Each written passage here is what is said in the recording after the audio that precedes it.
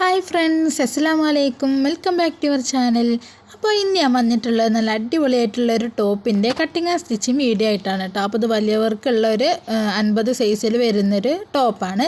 അപ്പോൾ അതിൻ്റെ stitching video ആണെന്ന്. വീഡിയോ ഇഷ്ടപ്പെട്ടാൽ ലൈക്ക് ചെയ്യാനും ഷെയർ ചെയ്യാനും സബ്സ്ക്രൈബ് ചെയ്യാനൊന്നും മറക്കരുത്.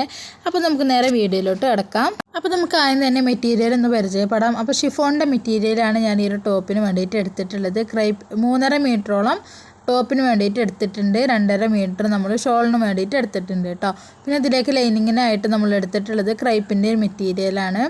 അപ്പോൾ ഷോളും അതേപോലെ ടോപ്പും ആണ് സെറ്റായിട്ട് വരുന്നൊരു ഡിസൈനർ ടോപ്പാണ് കേട്ടോ ഒന്ന് ചെയ്തെടുക്കുന്നത്. അപ്പോൾ അത് ഡിസൈൻ ചെയ്യാൻ വേണ്ടിയിട്ട് ഇതുപോലെ നെറ്റിൽ ഒരു വർക്ക് വരുന്നൊരു മെറ്റീരിയലും കൂടെ നമ്മൾ എടുത്തിട്ടുണ്ടായിരുന്നു. ഇതൊരു കസ്റ്റമർ കൊണ്ടുവന്ന മെറ്റീരിയലാണ്, അതുകൊണ്ട് എനിക്ക് റേറ്റ് കറക്റ്റായിട്ട് ഓർമ്മയില്ല കേട്ടോ.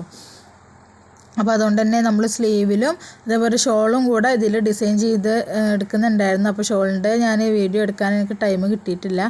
അപ്പോൾ ഞാൻ ടോപ്പിൻ്റെ സ്റ്റിച്ചിങ് വീഡിയോ ആണ് ഇന്ന് എന്തായാലും ഇതിൽ ഉൾപ്പെടുത്തിയിട്ടുള്ളത്. പിന്നെ നമ്മളൊരളവ് ചുരിദാർ വെച്ചിട്ട് എങ്ങനെയാണ് നമ്മൾ തുണിയിൽ കട്ട് ചെയ്തെടുക്കുന്നത് എന്നുള്ളൊരു വീഡിയോ ഞാൻ എന്തായാലും ഡീറ്റെയിൽ ആയിട്ട് ഇടാം കേട്ടോ.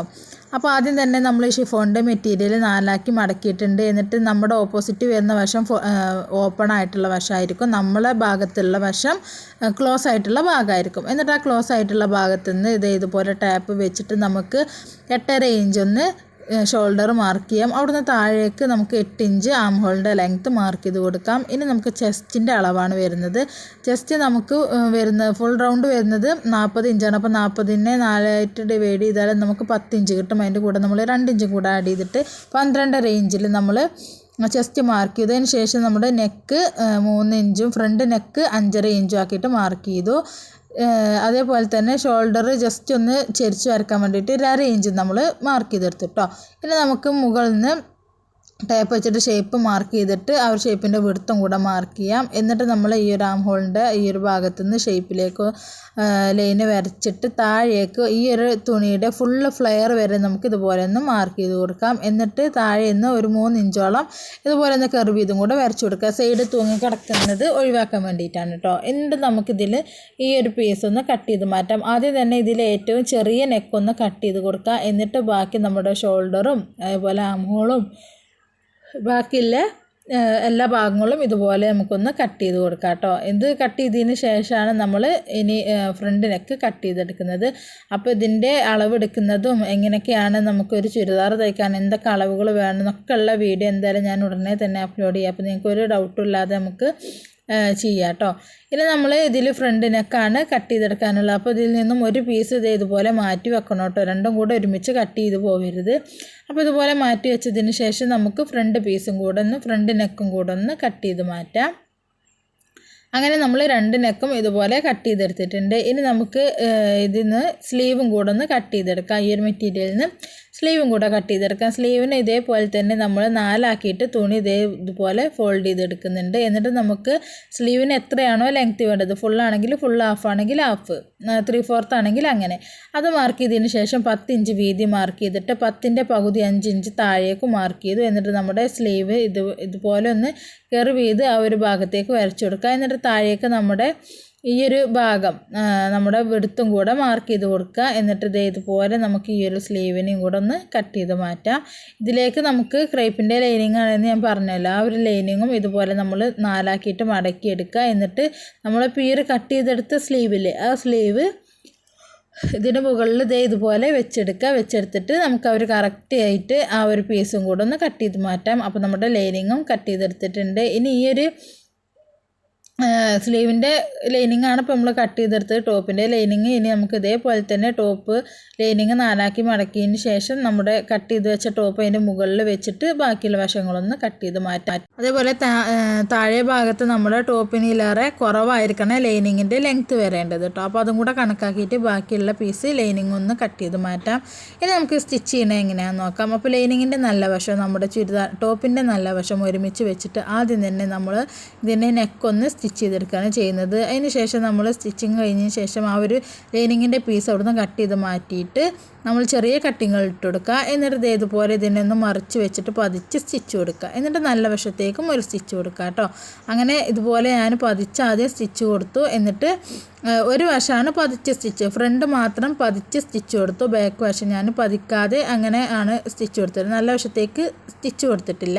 ഇനി നമുക്ക് ഇതിൻ്റെ ഷോൾഡർ കൂട്ടിയെടുക്കാം. അപ്പോൾ ഇതുപോലെ നിവർത്തിയിട്ടിട്ട് അതിൻ്റെ ചീത്ത വശം ലൈനിങ്ങും ഒരുമിച്ച് വരണം, അതേപോലെ നമ്മുടെ നല്ല പീസും ഒരുമിച്ച് വരണം. ഈ ഒരു മെത്തേഡിൽ നമ്മൾ തുണി വെച്ചിട്ട് ഈ ഒരു ഷോൾഡർ ഇതുപോലെ ഒന്ന് സ്റ്റിച്ച് ചെയ്തെടുക്കുക. സ്റ്റിച്ച് ചെയ്തെടുത്തതിന് ശേഷമാണ് നമ്മൾ ആ ഒരു തയ്യൽ തുമ്പൊന്നും കാണാത്ത രീതിയിലാണ് കേട്ടോ ചെയ്യുന്നത്. അപ്പോൾ ഇതുപോലെ നല്ല തുണി ഒരുമിച്ച് വരും, ലൈനിങ്ങും ഒരുമിച്ച് വരും, ആ ഒരു രീതിയിലാണ് ചെയ്തെടുക്കുന്നത്. അപ്പോൾ ഇതുപോലെ ഒരു 1/2 ഇഞ്ചിൽ ഷോൾഡർ നമ്മൾ സ്റ്റിച്ച് ചെയ്തെടുത്തു. ഇനി നമുക്കിതിനെ തിരിച്ചെടുക്കുമ്പോൾ നല്ല നീറ്റായിട്ട് തന്നെ തയ്യൽ തുമ്പൊന്നും പുറത്ത് കാണാത്ത രീതിയിൽ കിട്ടും കേട്ടോ.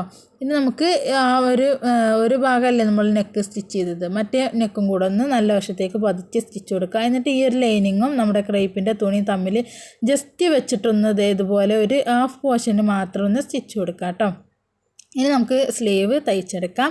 അപ്പോൾ സ്ലീവിൻ്റെ നല്ല വശവും ലൈനിങ്ങിൻ്റെ നല്ല വശം ഒരുമിച്ച് വെച്ചിട്ട് 4 ഭാഗവും ഈ ഒരു ലൈനിങ്ങും ഈ ഒരു തുണിയും കൂടെ തമ്മിൽ തെന്നി പോവാതിരിക്കാനും വേണ്ടി 4 വശവും ചെയ്തെടുക്കുക. അതേപോലെ തന്നെ രണ്ടാമത്തെ സ്ലീവും ചെയ്തെടുക്കുക, നല്ല വശവും വെക്കുക. എന്നിട്ട് ഒരുമിച്ച് വെച്ചിട്ട് സ്ലീവും ആ ഒരു ലൈനിങ്ങിൻ്റെ പീസും ഒരുമിച്ച് വെച്ചിട്ടൊന്ന് ഒറ്റ പീസാക്കിയിട്ട് എടുക്കാം.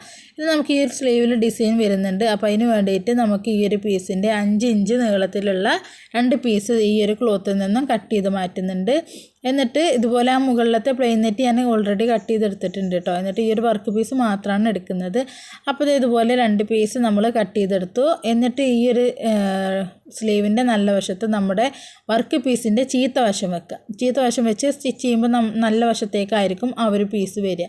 എന്നിട്ട് അതിനെ 2 വശം ഇതുപോലെ മടക്കി തയ്ക്കുക, താഴെയും മടക്കുക മുകളിലും മടക്കിയിട്ട് ആ ഒരു സ്ലീവ് റെഡിയാക്കി എടുക്കുക കേട്ടോ. ഇനി നമുക്ക് നമ്മുടെ ടോപ്പിൻ്റെ നല്ല വശത്ത് സ്ലീവിൻ്റെ നല്ല വശം സെൻറ്ററും വരുന്ന പോലെ വെച്ചിട്ട് ഇതുപോലെ ആദ്യം ഒരു വശത്തു നിന്ന് സ്റ്റാർട്ട് ചെയ്യുക. എന്നിട്ട് അത് നിർത്തിയതിന് ശേഷം രണ്ടാമത്തെ വശം സ്റ്റിച്ച് ചെയ്ത് കൊടുക്കുക കേട്ടോ. അപ്പോൾ അങ്ങനെ നമ്മൾ 2 സ്ലീവും സ്റ്റിച്ച് ചെയ്തെടുത്തിട്ടുണ്ട്. ഇനി നമുക്കിതിൻ്റെ സൈഡൊന്ന് കൂട്ടിയെടുക്കണം. അപ്പോൾ നമ്മുടെ സ്ലീവിൻ്റെ താഴത്തെ വണ്ണം മാർക്ക് ചെയ്ത് കൊടുക്കുക. എന്നിട്ട് ഷേപ്പും സ്റ്റിച്ച് ചെയ്തതിന് ശേഷം നമ്മൾ ആദ്യം തന്നെ ഒരു ഭാഗം നല്ല പീസ് മാത്രം സ്റ്റിച്ച് ചെയ്യാൻ, അതിന് ശേഷം ലൈനിങ്ങും കൂടെ സ്റ്റിച്ച് ചെയ്ത് കൊടുക്കുക. രണ്ടും കൂടെ ഒരുമിച്ച് ഒരു ഹാഫ് പോർഷൻ വരെ സ്റ്റിച്ച് ചെയ്തെടുത്താൽ മതി. എന്നിട്ട് താഴത്ത് മടക്കിയും കൂടെ തയ്ച്ചെടുത്താൽ നമ്മുടെ അടിപൊളിയായിട്ടുള്ള ഡ്രസ്സ് ഇവിടെ റെഡി ആയിട്ടുണ്ട് കേട്ടോ.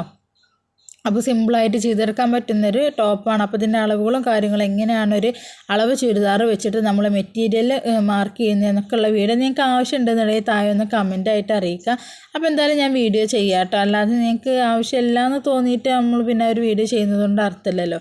അപ്പോൾ ഒരു അളവ് ചുരിദാർ വെച്ചിട്ട് അളവ് എടുത്ത് അത് നമ്മൾ എങ്ങനെയാണ് ഒരു തുണിയിലേക്ക് ചെയ്തെടുക്കുന്നത് എന്നുള്ള ഒരു കാര്യങ്ങൾ അറിയണമെന്നുണ്ടെങ്കിൽ നിങ്ങൾ ജസ്റ്റ് താഴെ കമൻറ്റ് ബോക്സിലൊന്ന് അറിയിക്കുക. അപ്പോൾ എന്തായാലും ഞാൻ ഉടനെ തന്നെ അപ്ലോഡ് ചെയ്യാം. അതേപോലെ തന്നെ ഒരു ചുരിദാർ കട്ട് ചെയ്യാൻ നമുക്ക് എന്തെല്ലാം അളവുകൾ വേണം എന്നുള്ളതൊക്കെ നിങ്ങൾക്ക് എന്തായാലും ഡീറ്റെയിൽ ആയിട്ട് തന്നെ അറിയാൻ പറ്റും. അപ്പോൾ വീഡിയോ ആവശ്യമുള്ളവർ എന്തായാലും ഒന്ന് കമൻറ്റ് ചെയ്യുക കേട്ടോ. അപ്പോൾ ഇന്നത്തെ വീഡിയോ നിങ്ങൾക്ക് എല്ലാവർക്കും ഇഷ്ടമായിട്ടുണ്ടെന്ന് വിശ്വസിക്കുന്നു. വീഡിയോ ഇഷ്ടമായാലും ഒന്ന് ലൈക്ക് ചെയ്യുക, ഷെയർ ചെയ്യുക, സബ്സ്ക്രൈബ് ചെയ്യാത്തവരാണെങ്കിൽ ചാനലൊന്നും മറക്കാതെ സബ്സ്ക്രൈബ് ചെയ്ത് സപ്പോർട്ട് ചെയ്യണേ. അപ്പോൾ ഇതുപോലെ നമ്മൾ ഷോളും കൂടെ ഡിസൈൻ ചെയ്തെടുത്തിട്ടുണ്ടായിരുന്നു കേട്ടോ. അപ്പോൾ ഷോൾ ഡിസൈൻ ചെയ്യാനുള്ള ആ ഒരു ടൈം കിട്ടാത്തതുകൊണ്ട് പെട്ടെന്ന് കൊടുക്കേണ്ട വർക്ക് ആയതുകൊണ്ട് തന്നെ ഷോളിൻ്റെ ഒരു വീഡിയോ എടുക്കാൻ കഴിഞ്ഞിട്ടില്ല.